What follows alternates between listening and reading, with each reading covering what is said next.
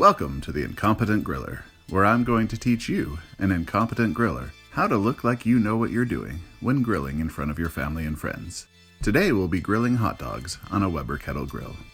Hot dogs are one of the standard items at any backyard barbecue, but they can so easily turn from delicious sausages into burnt rubbery cylinders. So it's a good idea for us to review some basics while waiting for our coals to heat. First, be sure to use a charcoal chimney whenever you're grilling. Fill the chimney with charcoal, then put a couple sheets of crumpled newspaper underneath the chimney and light those on fire.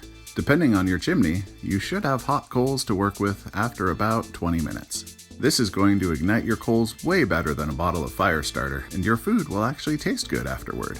Second, when choosing your hot dogs, most channels on YouTube are going to push you to go all out on getting the top-of-the-line hot dogs.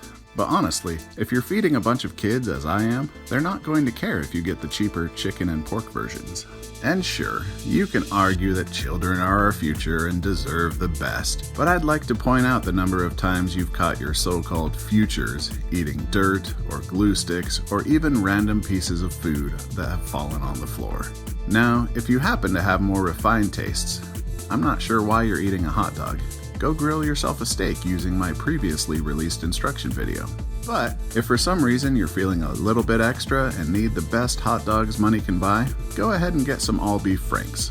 I'll admit it, they're delicious. Besides, your vegetarian neighbors are always telling you to eat vegans, right? On second thought, maybe it wasn't plural when they said it.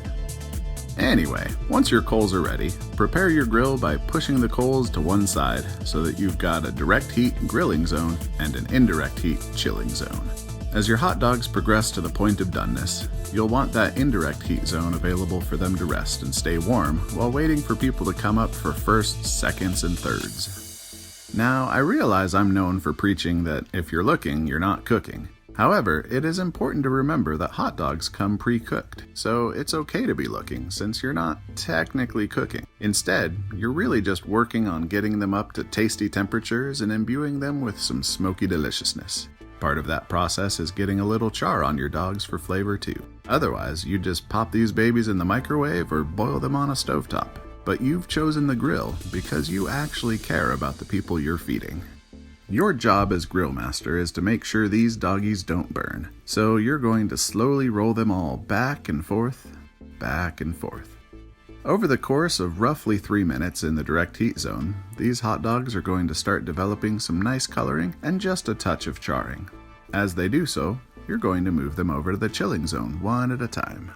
While you're grilling, your mind may be tempted to wander, pondering such questions as, why are hot dogs in the Philippines red? And how do they make ketchup out of bananas?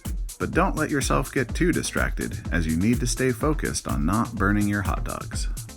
If you do have that one person at your party who wants their hot dog blackened, you can easily accommodate them by putting theirs back over the coals and doing literally nothing. Nature will take care of the rest.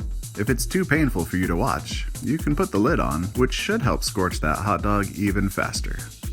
This is what happens when you leave it on for 30 seconds. Do another 30 seconds on the flip side and that person's hot dog should be blackened to their liking. As you can see, the hot dogs waiting in the chilling zone are fine, just a little warmer, and perhaps with a case of PTSD from watching their friend be burned as a sacrifice. That's okay though, as you're going to put these tasty morsels out of their misery very soon.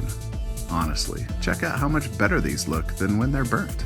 These hot dogs are tasty and something you actually want to put in your mouth. I'm going to stop this video now so I can start eating. Let me know of your own successes down in the comments after trying this method yourselves. Have a great day.